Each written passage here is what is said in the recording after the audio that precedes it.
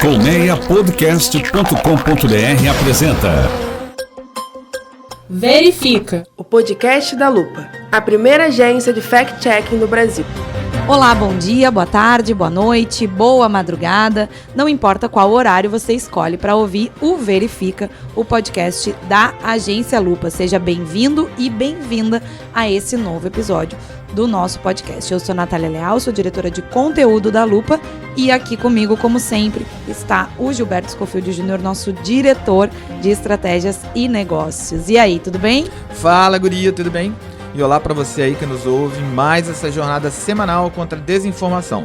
O Verifica de hoje tá cheio de assunto, né, guria? É exatamente isso, cheio de assunto e cheio de boato, como sempre.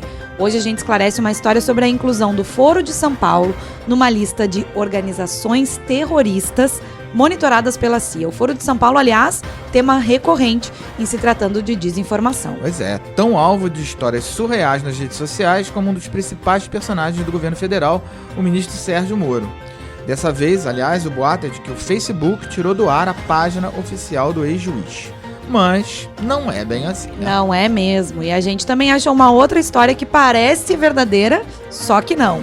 Anda circulando por aí que um deputado do Espírito Santo propôs uma cota para evangélicos em concursos públicos. Já pensou, Gil? Pois é, tanta coisa distorcida que às vezes a gente não sabe mesmo no que a gente acredita, né?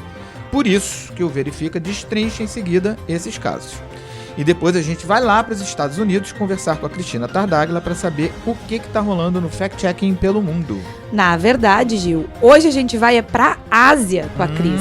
Ela comenta um assunto bem delicado e bem importante. Como os checadores indianos tentam conter os traumas causados pelo contato diário com imagens e vídeos horrorosos, como os de linchamentos e de abuso infantil, por exemplo.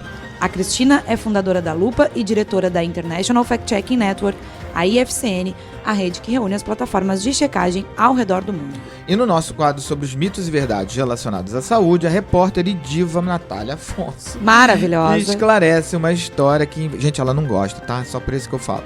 Uma história que envolve o Dr. Drauzio Varella, um querido. Uma página simula o site do Drauzio e recomenda um suplemento contra dores articulares. Mas a gente vai ver que a história não é bem assim. Então, se liga aí, que o 16º episódio do Verifica tá só começando.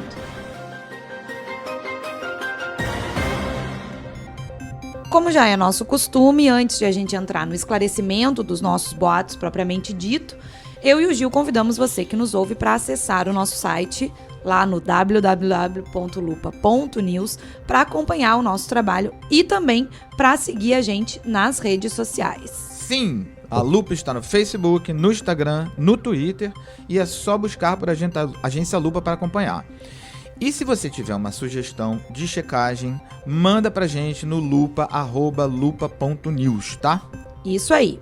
Bom, Gil, hoje o programa, como a gente destacou na abertura, tá bem variado, né? Pois é, isso mostra como a desinformação está em todas as áreas, não é não? E a gente tá aqui toda semana para esclarecer os fatos e evitar que ela se espalhe ainda mais. É isso aí, guria. Então bora esclarecer o primeiro caso de hoje? Vamos nessa. Bom, a gente começa com um boato que tem cheiro de intriga internacional. Se refere a uma lista das organizações terroristas mais ricas do mundo, apontadas pela CIA, a famosa agência de inteligência americana. Pois é, e nessa tal lista que viralizou nas redes sociais, o Fórum de São Paulo aparece em terceiro lugar, atrás do Estado Islâmico e do Hamas. Essa informação, bom, não tem fundamento, né? Não tem fundamento. A equipe da Lupa verificou que essa lista, em primeiro lugar, é falsa, tá? A CIA, de fato, publica no seu site uma relação das organizações que ela considera terroristas. São 83, de 31 países diferentes. Mas o Foro de São Paulo não está entre elas.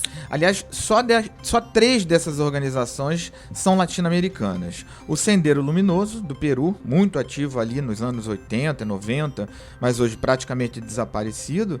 As Forças Armadas Revolucionárias da Colômbia, né, as Farc, famosas, também super ativas nos anos 90. E o Exército de Libertação Nacional, o ELN, que também é colombiano. Os 3 são grupos de orientação comunista. Mas as Farc não são mais um grupo armado, né? Exato. Agora essa sigla FARC significa Força Alternativa Revolucionária do Comum e virou um partido político. Esse partido foi formado depois de um acordo de paz entre o grupo e o governo da Colômbia. E existe uma confusão muito grande sobre a participação das Farc no Fórum de São Paulo, para falar a verdade. Já como partido, eles enviaram um representante para a reunião do Fórum de São Paulo desse ano, em julho, em Caracas, na Venezuela. Mas as Farc não fazem parte do Fórum. O mesmo vale para o Exército de Libertação Nacional e para o Sendero Luminoso. Bom, então vamos lá recapitular essa história. Primeiro, o Foro de São Paulo não está na lista de organizações terroristas da CIA, ou seja, essa imagem que circula aí em redes sociais é falsa. Segundo, tem 3 organizações latino-americanas nessa lista, mas nenhuma delas faz parte do Foro. E o que é esse maldito Foro de São Paulo, então? Vamos lá. O Foro de São Paulo não é uma organização terrorista, nem um grupo armado, nem um grupo paramilitar ou qualquer coisa desse tipo. Essa confusão é constante, mas na realidade se trata de uma organização de 121 partidos políticos e movimentos sociais de esquerda de 27 países da América Latina e do Caribe. Atualmente, o Brasil tem 4 representantes nesse grupo e todos são partidos políticos. São eles o PT, o PDT, o PCdoB e o PCB. Boa, Gil. E vale lembrar também que o PSB fazia parte do Foro de São Paulo, né, até esse ano, e que o PPS, que atualmente é o Cidadania, ainda é listado como integrante, mas desde 2004 não participa de nenhuma atividade dessa organização. Todos os detalhes, né, já que é um monte aí de partido e sigla e tudo mais, você sabe, estão lá no site da Lupa. E por falar em partido político, vamos seguir nesse tema e passar para o nosso segundo caso de hoje? Vamos nessa, guria. É um boato daqueles zumbis, aquele que aparece, morre e depois aparece de novo e assim fica. Tipo The Walking Dead, né? Voltou a circular nas últimas semanas e envolve um suposto deputado estadual do PMDB no Espírito Santo, chamado Rogério Medina. Esse cara teria apresentado um projeto de lei com uma cota para evangélicos em concursos públicos estaduais. Mas isso não tem nenhum fundamento, tá? Tem sempre um mais, né? É, sempre. Como tu já falou, esse é um boato recorrente, né? Não tem um projeto desse tipo na Assembleia Legislativa do Espírito Santo. Também não existe nenhum deputado estadual chamado Rogério Medina. E não existe nenhum Rogério Medina na relação de filiados do MDB no Espírito Santo. Ou seja, uma confusão danada, onde nada é verdade, cheia de informação falsa. Como é típico desses boatos que mais parecem uns bumerangues, né? Exatamente. Como se não bastasse, a pessoa na foto que ilustra essa mensagem que está circulando aí é, na verdade, Doug Ford, o atual primeiro-ministro da província de Ontário, no Canadá. Quando a foto foi tirada, ele era conselheiro da cidade de Toronto, que é um cargo equivalente ao de vereador, e a imagem é acreditada aí a um fotógrafo chamado Chris Young, da agência de notícias The Canadian Press. Ou seja, nada a ver, né? Nada a ver. Inclusive, essa desinformação é antiga, né? Começou a circular em novembro de 2013 em uma sátira publicada pelo site de humor Bobagento. De lá pra cá, vários outros sites compartilharam o conteúdo como se fosse verdade. Aí tá o problema, né? Impressionante a quantidade de sátira que aparece, né? Pra gente checar, assim...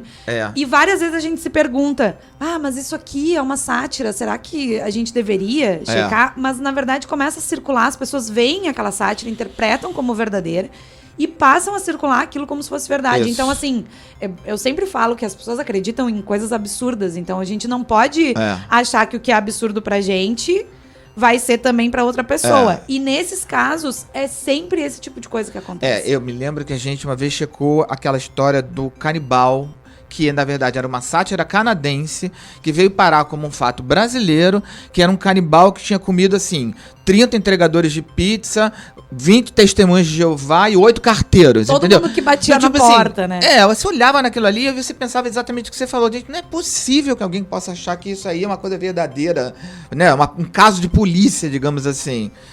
Porque tinha um tom engraçado nisso, né? Na descrição do episódio todo. E, no entanto, as pessoas acreditam. Não, e às vezes até rolam uns comentários assim, mas isso é mentira, isso é fake news, isso não é verdade. Mas aí, ao mesmo tempo, tu vai rolando a barra de comentários e tem gente acreditando naquelas coisas. Então, não sei lá, é meio maluco, assim, né? A cabeça das pessoas. Bom, já teorizamos bastante. Foi. Vamos ao nosso terceiro caso, então? Vamos nessa.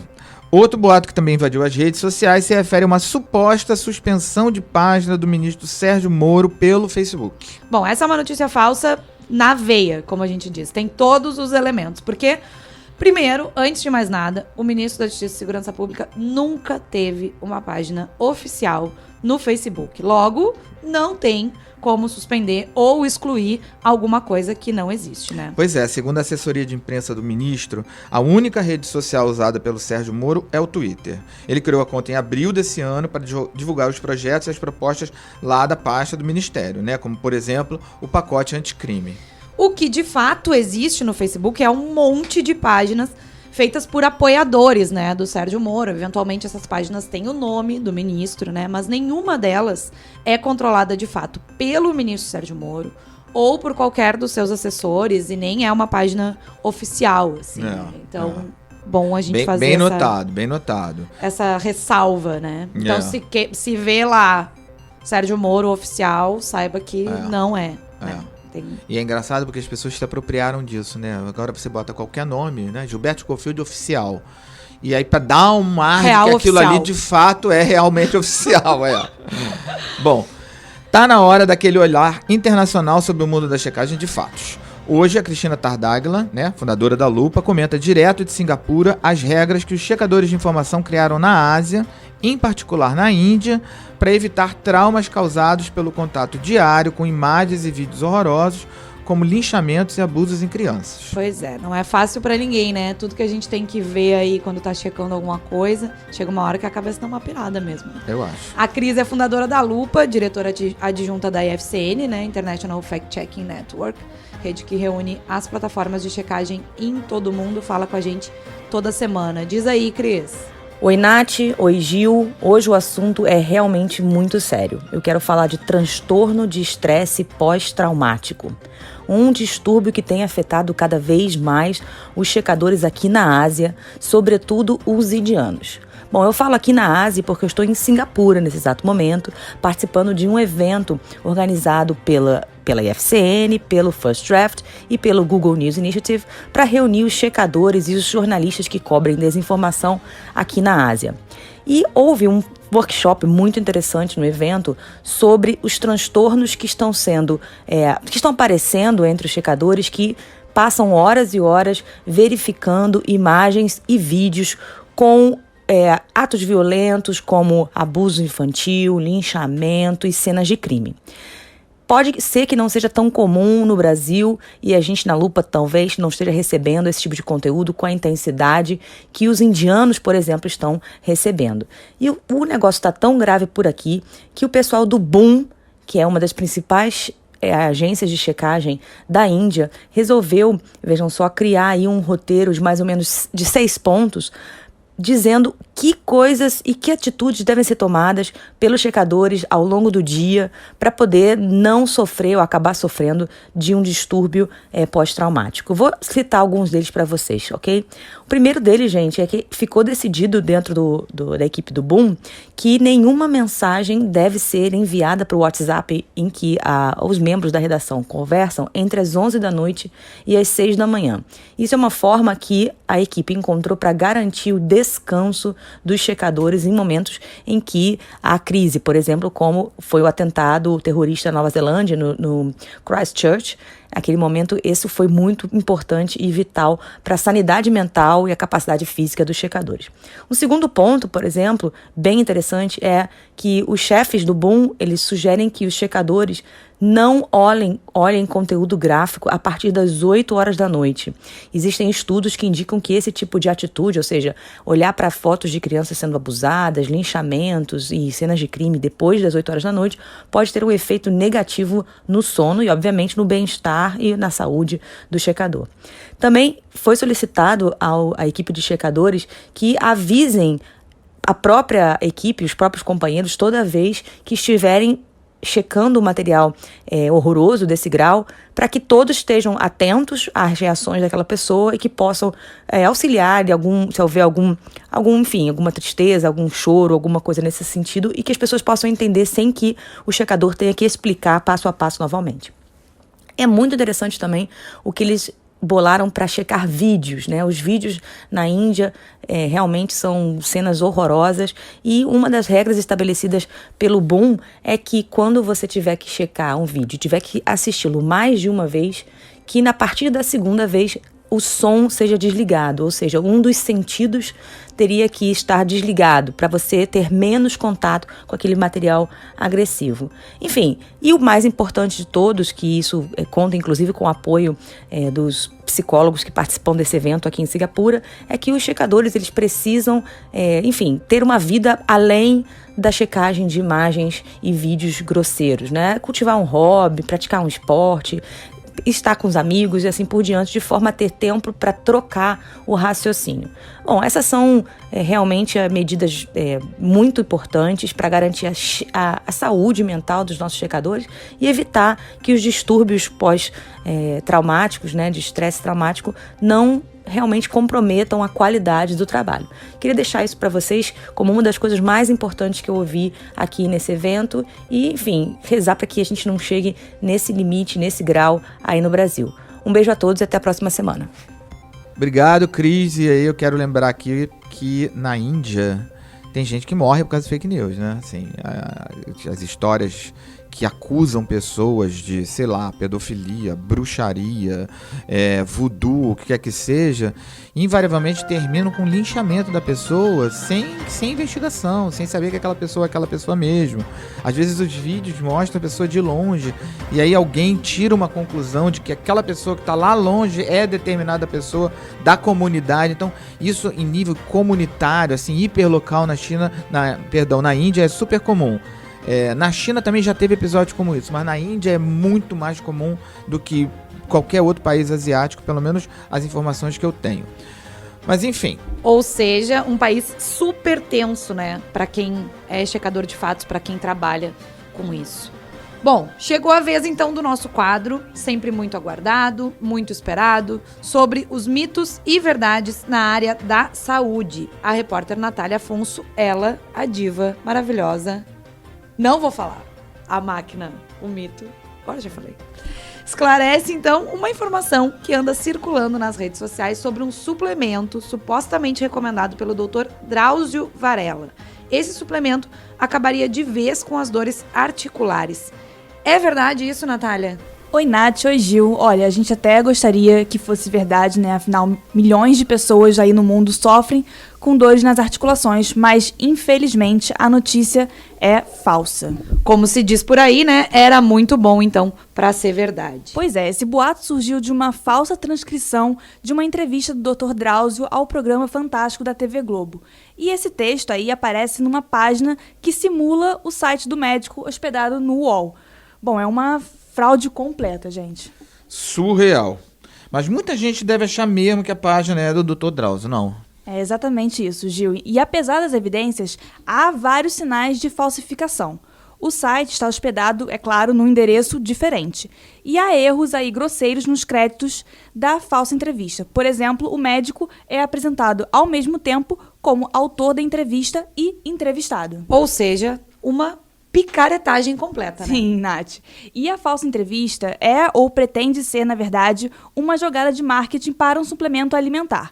No texto, a pessoa que se passa por Drauzio Varella diz que esse suplemento elimina as dores nas articulações e foi liberado pela Agência Nacional de Vigilância Sanitária, a Anvisa. Mas o tal produto, Nath, não aparece no site da agência entre os medicamentos e suplementos alimentares liberados aqui no Brasil. A equipe da Lupa procurou a empresa responsável pela página, chamada Clube Saúde e Bem-Estar, mas ela não retornou os contatos por telefone e por e-mail. E o Dr. Drauzio, como é que fica nessa história toda? Bom, Gil, ele negou, claro, que tenha recomendado qualquer medicamento ou suplemento.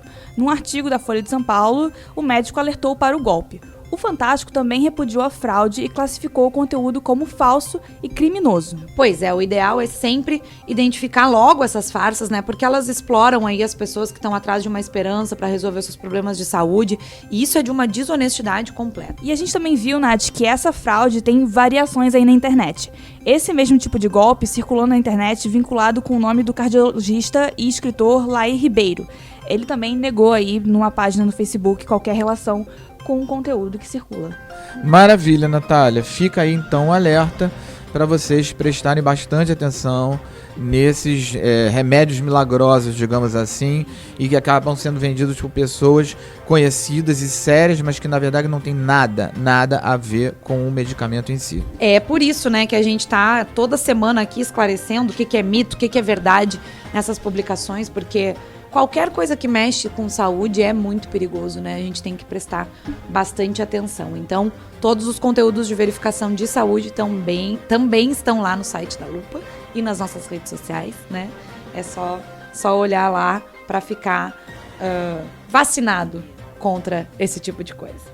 E assim a gente vai chegando ao fim desse 16º episódio do Verifica, primeiro podcast em português sobre desinformação e esclarecimento de boatos. Para seguir acompanhando o nosso trabalho, é só entrar no site e também seguir a gente no Facebook, no Twitter e no Instagram. E se tiver uma sugestão de checagem, manda pra gente no lupa@lupa.news, manda lá no assunto podcast Verifica, que a gente já vai saber que é sobre isso. A produção e a reportagem do Verifica, você já sabe, são da equipe da Agência Lupa, e o roteiro e a edição ficam por conta dos nossos parceiros do Colmeia Podcast. Na próxima semana, a gente tá de volta para falar mais sobre os conteúdos falsos que infernizam a vida da gente. Uma ótima semana para você, um beijo, tchau. É isso aí, gente. Olha, uma boa semana para todo mundo e até semana que vem.